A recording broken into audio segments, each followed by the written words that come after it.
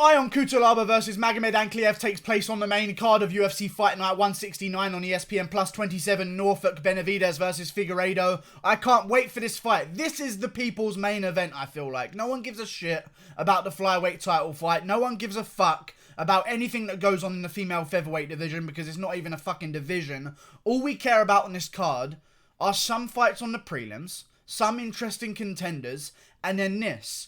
Cutelaba versus Ankalaev. This is the perfect fight to have right now, and I'm so glad that Cutelaba took this fight, which shows a level of confidence with Ion Cutelaba that a lot of people give him shit for. People give Cutelaba shit for all of the antics that he does, like all the stuff that he does before the fight, where he throws down the gauntlet and he shits-talk people and he screams at them at the weigh-ins. Guy's got fucking nuts on him. I swear, he's got balls. You're taking on Magomed Ankalaev. You know damn well that you got a real good chance of winning. And I like that mindset from Ion Cutelaba. He's a bit of an underdog. However, I feel like he's going to pull off the upset. Because Magomed Ankalaev, as much as he's very dominant, and I understand that, and he does dominate a lot of people, and he does very well, there are moments in fights that go a little bit unnoticed because of the majority of the fight.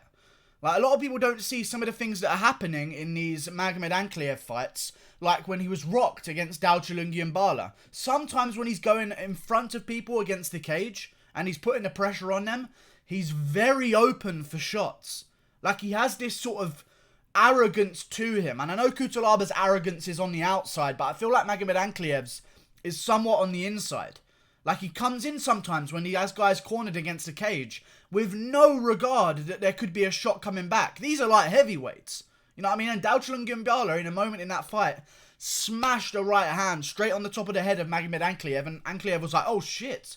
Alright, maybe this guy is got... Maybe I need to be a little bit more careful. I don't like those tendencies coming into this Cutelaba bout. And I also feel like every time we see Ion Cutelaba, win or lose, he's fought the level of competition that Magomed Ankalaev hasn't even come up against yet. And also, win or lose with Ion Cutelaba, he always looks better. Even in the loss with Glover Teixeira, listen, one shot from the ground and pound changes in that fight, and we're looking at Ion Cutelaba finishing Glover Teixeira in the first round. It was very close. Remember in the first round, Ion Cutelaba threw that spinning back fist, went a bit crazy on the ground. Any one of those shots changes direction a little bit by a millimeter. We're talking a KO in the first round of Glover Teixeira. The only reason that fight ended, by the way, if you remember watching the fight, was because Ion Cutelaba started to get a little bit tired. He threw a front kick, slipped on his back, winded himself, which you can see when he lands, because you can see him like gasp for air once he falls backwards after the front kick. And that's when the fight was over. I like Ion Cutelaba here, guys. I don't know what to say. I feel like he's very dangerous when you put him against a cage like that. And I feel like he's not the kind of guy who's going to accept going backwards like a lot of Magomed Ankalaev's opponents are. They see this big giant guy, 6'3". They think to themselves, why is this guy in this weight division? He's not even a skinny 6'3". Like, at least Jones is a bit of a skinny 6'4". Magomed Ankalaev's a fucking chunky guy for 6'3". I have no idea how he makes light heavyweight. But again, that's going to take a toll. And it's very good, Magomed Ankalaev. It's very good when you can cut that much weight and get away with it because you're a wrestler.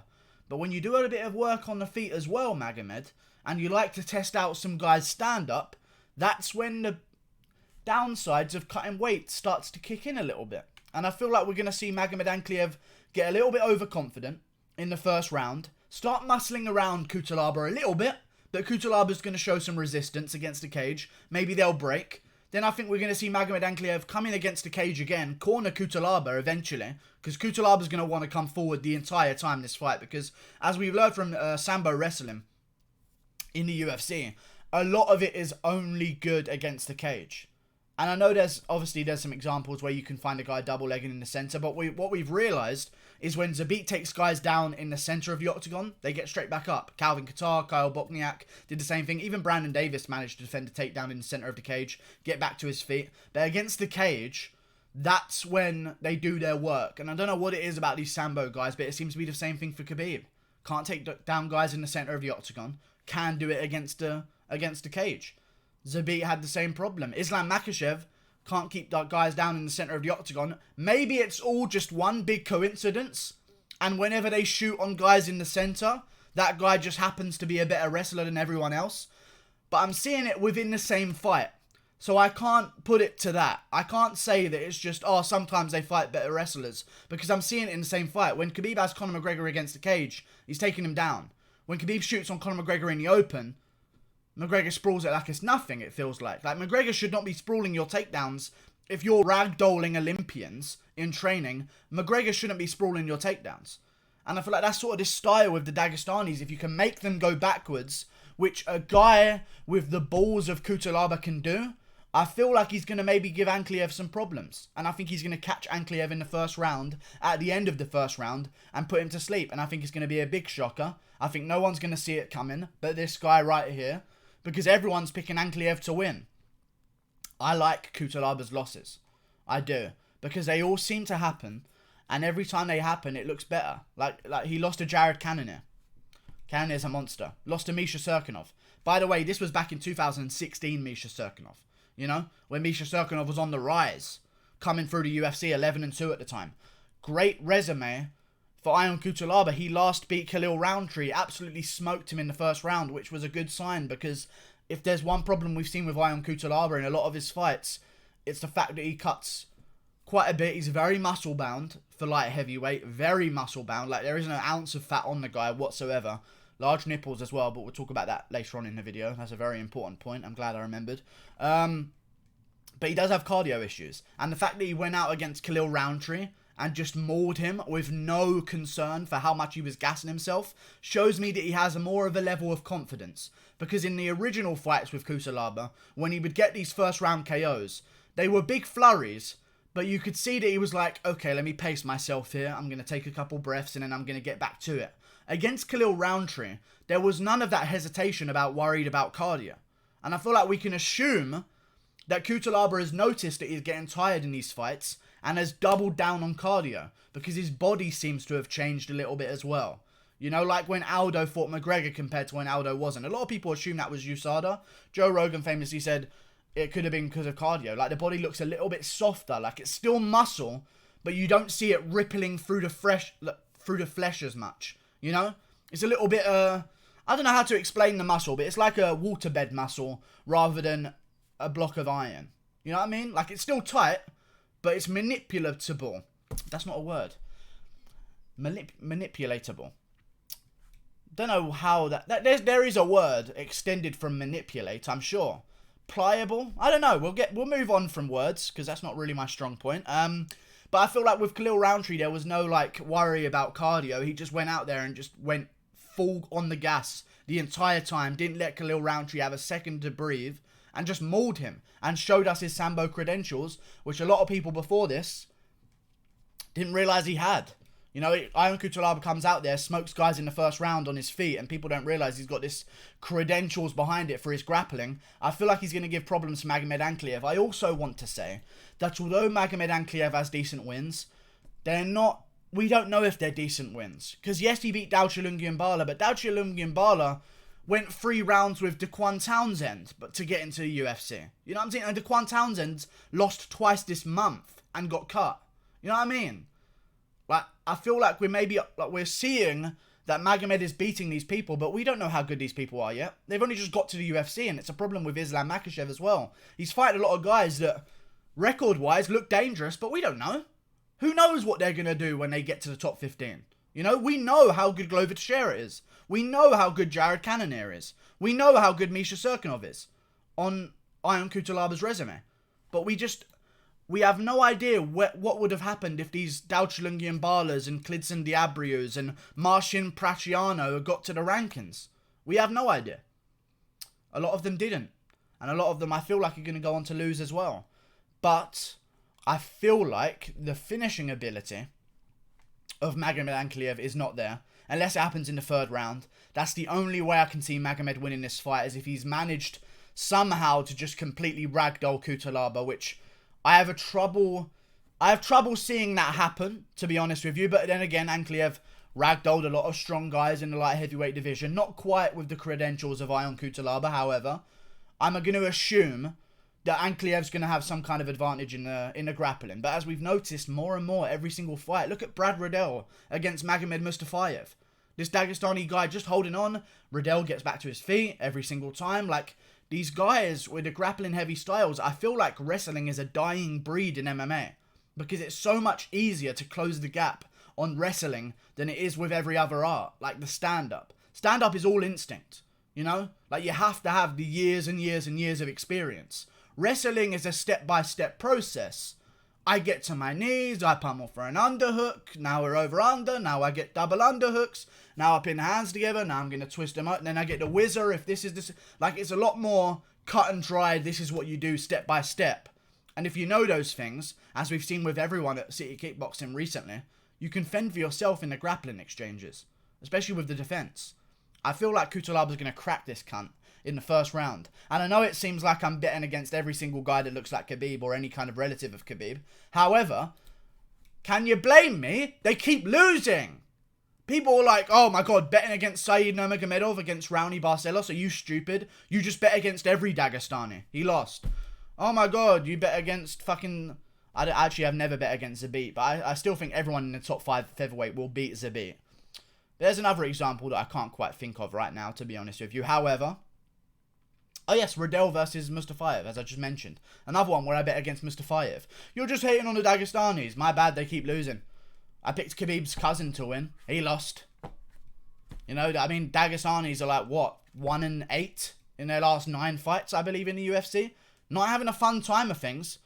I feel like guys are starting to figure out if we can get these Dagestanis respect and not let them put that weight on us against the cage and push them backwards so they have to shoot on us in the center of the cage, we can have a much easier time defending takedowns. And I feel like Cutelaba is the guy for the fucking job. If there was a guy outside the rankings that I could name that would be a big problem for Magomed Ankalaev, because there's a bunch of guys, and they both have a similar reach advantage, but there's no reach advantage. They both have a similar reach, by the way, which is interesting, because Cutelaba's a little bit shorter than Magomed Ankalaev, so I feel like that's going to pose some issues as well.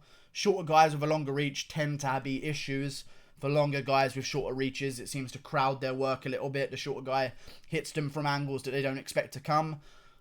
But looking at the light heavyweight rankings, outside of the top 15, if I had to pick a guy with the balls to march forward and back up Magomed Ankalaev, I would zero in on Ion Cutelaba. Because if you read the rest of these guys outside the rankings, Ryan Spann, I mean... You know, he can be pushed backwards, and he's beaten Nogueira and Devin Clark. I mean, not the best wins in the world, but they're wins nevertheless. He's a good fighter. And then you've got Shogun, Nogueira, Tyson Pedro, Alexi Juk, Khalil Roundtree. All of these guys can be backed up and bullied. And we've seen it happen. We just saw Alexi Juk get bullied. We've seen Khalil Roundtree get bullied by Cutelaba, a guy who's used to bullying people in Khalil Roundtree. Khalil Roundtree bullied Eric Anders for 15 fucking minutes. Cutelaba comes out there and treats him like a child. You know? I feel like Cutelaba's the man for the job. And I don't pick underdogs regularly. But when I do pick them, I pick them for very good reasons. It's not because I'm hating on fucking Dagestanis. Please stop saying that to me. I just feel as though if there was a man outside the rankings at light heavyweight who I was going to pick to beat Magomed, I would pick Ion Cutelaba. And the fact that he's now fighting him and he's taken the fight. He's seen Ankalaev send him a fight request. The UFC sent him the contract. Hey, we want you to fight Ankalaev here. And he has said yes. I like that, man. The fact that he's accepted it in the first place against a guy who Magomed's ranked below Cutelaba. There's nothing to gain from Cutelaba here. Cutelaba could fight Jimmy Crute in Australia in June and move himself up the rankings. Jimmy Crute's just outside the rankings right now. Cutelaba could move upwards. He's had the fight from Ankalaev and he said, hell fucking yes. I like that attitude. And I feel like Cutelaba's the guy who's going to back Magomed up. And if Magomed ends up maybe ushering him against the cage a little bit, I feel like there's going to be a moment where Magomed comes in reckless to get the clinch against the cage. And Cutelaba's going to crack him with an overhand as he's coming in and KO him stiff in the first round. Late first round TKO by Ion Cutelaba. I'm not just hating on Dagestanis, I promise. I really am not. I think I made some good arguments here. Cutelaba's going to win. He's fought better opponents. We don't know how good Magomed's opponents are. We don't know what they would have gone on to become. We know what Cutelaba's opponents are. Glover Teixeira still doing the damn thing. On a win streak right now, I believe. Just beating Nikita Krylov afterwards. Now he's fighting Anthony Smith. That's a good fight. Even though I think Smith's going to win. Good fight for Teixeira. Jared Cannonier dark horse of the middleweight division. People are saying he's the guy to beat Israel Adesanya, top 5. You know what I'm saying? Misha Serkinov just came off a big win against Jimmy Crute. Like, we know these guys. We don't know anyone on Ankalaev's resume. And we don't know how good they are. Cliton D'Abrio is pretty decent, but he's lost. He's gone on to lose. What did Cliton D'Abrio do afterwards? Let me just go through this guy's record. So he loses to Magomed Ankalaev. Wins a decision to Sam Alvey. That's never fucking good. Even though it's a win, it's Sam fucking Alvey. Finished the guy, for fuck's sake. Anyway, Shamil Gamzatov loses to him as well. And that was Gamzatov's debut. Maybe he has a phobia of Dagestanis. Who knows? But Cliton D'Abrio, again, not the best career moving forwards. He hasn't gone on to do amazing things since fighting Magomed Ankalaev. I feel like I've got this one in the bag. I think Cutelaba's going to KO him at the end of the first round when Magomed gets reckless. Goodbye. Like and subscribe. Click that button there. Thank you for watching. And the winner of this fight should be looking for the winner of OSP versus Shamil Gamzatov. Or Jimmy Crute. Whatever one they want. But someone's going to have a call out to make, I'm sure. We'll see what happens, man. We'll just see what happens. Anything can happen in the UFC light heavyweight division. Seems like the vetting process for who gets a ranked opponent makes no sense at light heavyweight. A guy can win 2 in a row and get a ranked opponent. Like, Paul Craig was fighting Shogun, went to a draw, and now he's fighting Ryan Spann. Like, I don't understand the progression outside of the rankings at light heavyweight, but either way, maybe Cutelaba calls out the winner of Johnny Walker and Nikita Krylov. Who knows? Who the fuck knows? I feel like Cutelaba's got him, boys. Goodbye. Thank you for watching. I'll see you later.